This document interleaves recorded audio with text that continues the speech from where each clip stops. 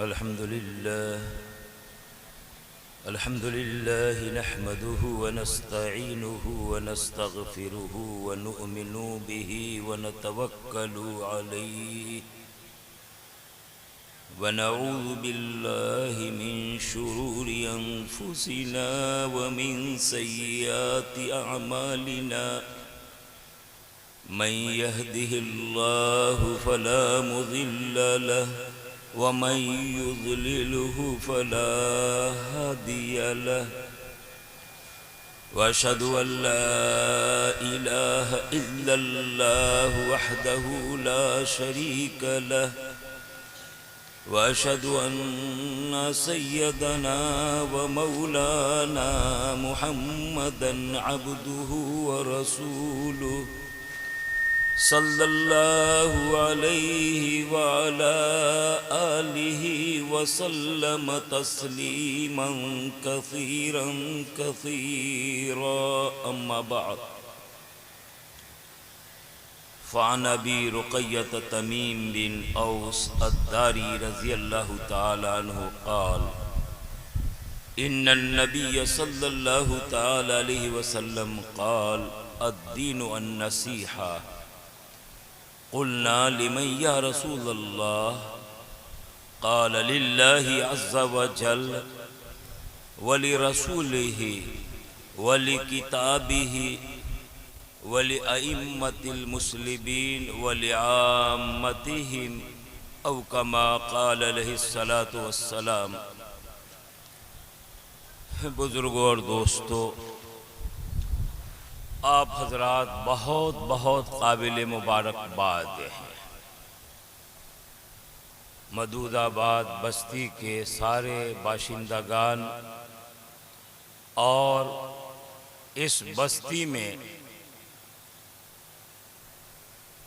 एक ख़ास निस्बत पर तशरीफ़ लाने वाले आप तमाम हजरात बे इंतहा मुबारकबादी के लायक हैं कि दीन की निस्बत पर अल्लाह रसूल सल्लल्लाहु ताला अलैहि वसल्लम की मोहब्बत पर एक इश्क व मोहब्बत से भरा हुआ प्रोग्राम सीरतुन नबी का जलसा इस्लाह मुआशरा का ये प्रोग्राम मुनक़िद किया। ये आपने कुछ नहीं किया है, ये ज़मीन भी नहीं बनी थी, आसमान भी नहीं बना था, न सूरज न चांद न सितारे न हम और आप बने थे, कुछ भी नहीं था। रब्बे कायनात ने उसी वक्त ये फैसला कर दिया था कि इतनी तारीख में, इतने दिन में, इतनी रात में और इतनी जगह पे और ऐसी बस्ती में इस तरह का प्रोग्राम होगा। अल्लाह ने जो फैसला किया था आज उसकी कबूलियत की घड़ी आई। ये मोहब्बत की निस्बत पर आप सब जमा हुए। हमारे हजरत शेख व मुर्शिद अल्लामा क़मरुज़्ज़मान साहब इलाहाबादी दामत बरकातुहुम फरमाते हैं कि इस तरह के प्रोग्राम में आने वाले दुनिया की कोई गरज, दुनिया का कोई मकसद, अपना कोई ज़ाती मफाद लेकर नहीं आते हैं, सिर्फ अल्लाह अल्लाह के रसूल सल्लल्लाहु ताला अलैहि वसल्लम की मोहब्बत की निस्बत पर आते हैं। ये मोहब्बत अल्लाह को इतनी पसंद है कि सिर्फ इस मोहब्बत की निस्बत पर खुलूस से जितने लोग यहाँ आए हैं, अल्लाह अपनी रहमत से इस मोहब्बत को कबूल फरमाकर इंशाअल्लाह सबको जन्नत में दाखिल फरमाएगा। पूरी रात का प्रोग्राम हुआ और वाक़ईतन आप लोग शाबाशी के लायक है। दिल जमी के साथ आपने बता दिया कि हम दुनिया के प्रोग्राम में पहले जागते थे रात रात भर और दीन का प्रोग्राम आधी रात हो कि हम नींद की रहमत में ऐसे लिपट जाते थे कि पता भी नहीं चलता था कि किसने क्या कहा है। लेकिन यहाँ आपने पूरी रात जाग कर बेदारी से बता दिया है कि नहीं, हमारे अंदर इनकलाब आ रहा है, हम बेदार कौम हैं और बेदार कौम सोती नहीं है, सोने वालों को बेदार। यह आपकी रात की बेदारी नहीं है, काश कि आपकी जात में बेदारी पैदा हो जाए।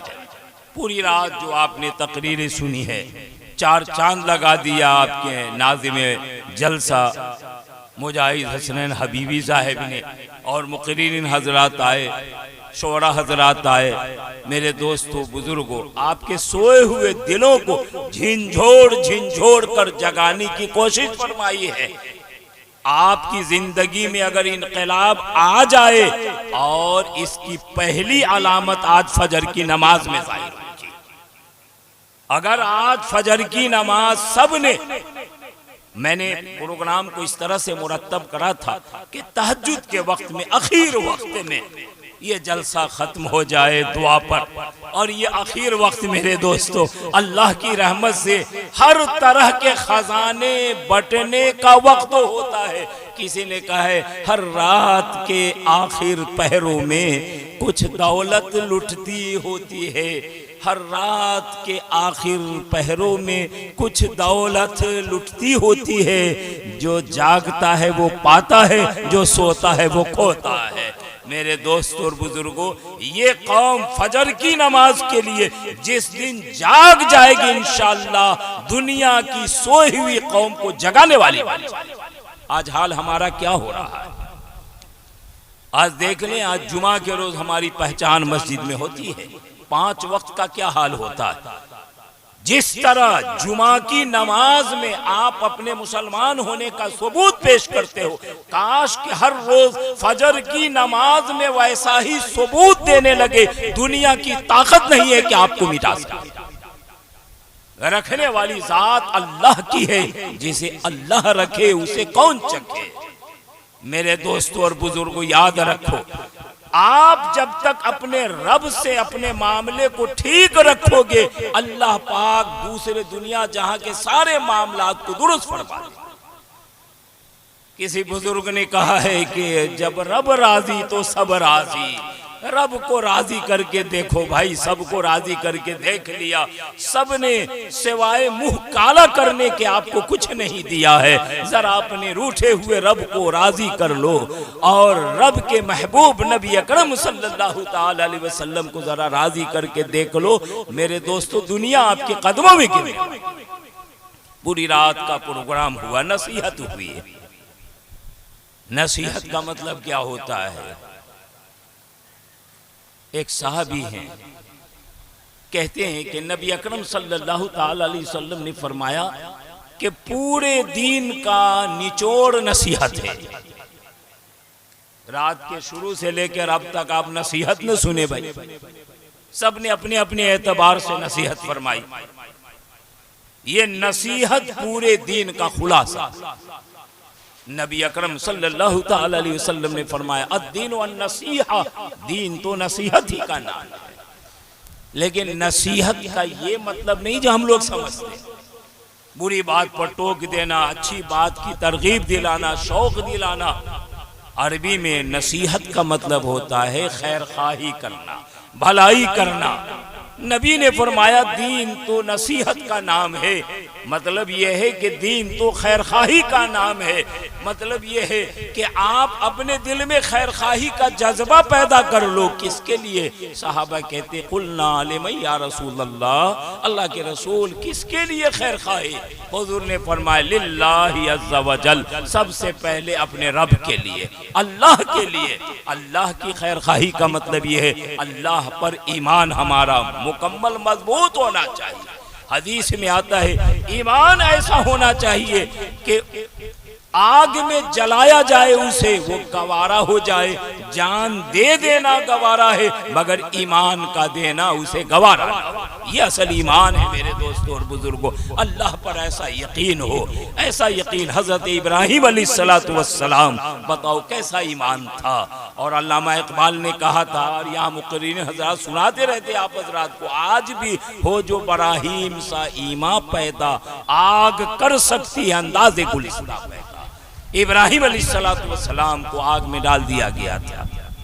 कोई अपना नहीं है, गैर नहीं, अपने भी उनके दुश्मन बने हैं। वक्त का बादशाह भी सारी पब्लिक, सारी रियाया सब उनके दुश्मन बनी है। आग का अलाव उठ रहा है, शोले भड़क रहे हैं, हजरत इब्राहिम को फेंका जा रहा है।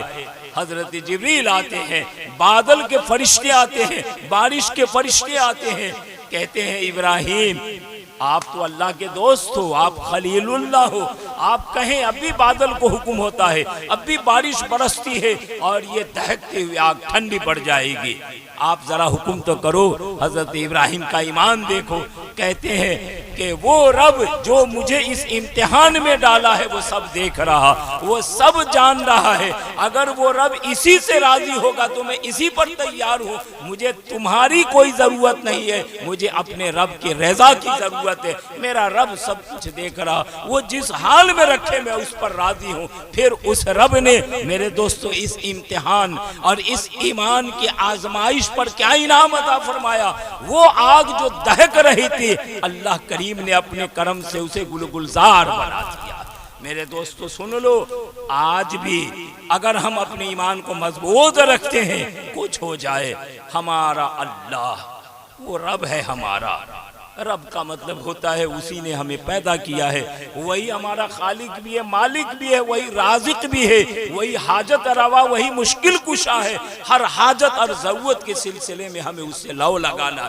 नबी अकरम सल्लल्लाहु ताला अलैहि वसल्लम फरमाते हैं कि अगर चलते चलते पाँव में मामूली कांटा चुभ जाए, अगर घर में चिराग जल रहा था अचानक बुझ जाए, थोड़ी सी भी तकलीफ की बात हुई, फौरन अपने रब से दुआ करो। चलते चलते जूते का फीता मामूली सा टूट जाए, तब भी अपने रब को पुकारो, अपने रब से मांगो। मेरे दोस्तों बुजुर्गो, ये ईमान है तौहीद के साथ कि हमारा रब है, हमारी हर हाजत जरूरत को पूरी फरमाता है। रब के ऊपर ईमान व यकीन हो, फिर वो रब कैसी मोहब्बत करता है। आप देखते हैं घरों में औरतों का तजर्बा है मेरे दोस्तों बुजुर्गो, घर में औरतें डिलीवरी होती है, घर में माएँ बहनें बच्चे जन्म देती हैं। आपको पता नहीं है ये जो बच्चे औरतें जन्म देती हैं, सब जानते हैं भाई कि 9 महीने एक माँ हामिला होती है, अपने बच्चे को हमल की शक्ल में अपने पेट पर उठाए रहती है।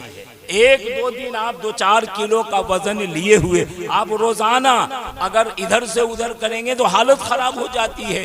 एक माँ जो कमजोर सी औरत है, सिनफे नाजुक कहा गया, कमजोर मखलूक है अल्लाह की, अपने कमजोर पेट पर 1-2 दिन तक नहीं भाई, बच्चे का वजन 3.5 किलो 4 किलो कभी 5 किलो भी हो जाता है, इतने वजन का बोझ बच्चे का वो माँ अपने पेट पर 9 महीने तक उठाती है। बताओ उस माँ के लिए बच्चे के बोझ का उठाना आसान कैसे हो जाता है। और जब बच्चा पैदा होने का वक्त आया, डिलीवरी का टाइम होता है मेरे दोस्तों, एक माँ को कहते हैं दर्द ज़ह, पैदाइश के वक्त की तकलीफ। एक माँ को मेरे दोस्तों, आज का तो जमाना मशीनी जमाना हो गया, सर्जरी हो रही है और मशीनी बच्चों की तरह बच्चे आ रहे हैं मेरे दोस्तों। माँ को अपने बच्चे को जन्म देने के वक्त क्या जो दर्द होता है, जो तकलीफ होती है, जिसे वो सहती है, बर्दाश्त करती है। मेरे दोस्तों और बुजुर्गों, तजर्बाकारों ने कहा है कि पूरी जिंदगी के बाप की तकलीफ को एक तरफ रख दो और सिर्फ बच्चे को जन्म देने के वक्त की तकलीफ जो माँ को होती है, उसका मुकाबला बाप की पूरी जिंदगी की तकलीफ के साथ करो, तो माँ के बच्चे के जन्म देने की तकलीफ के सामने पूरी जिंदगी के बाप की तकलीफ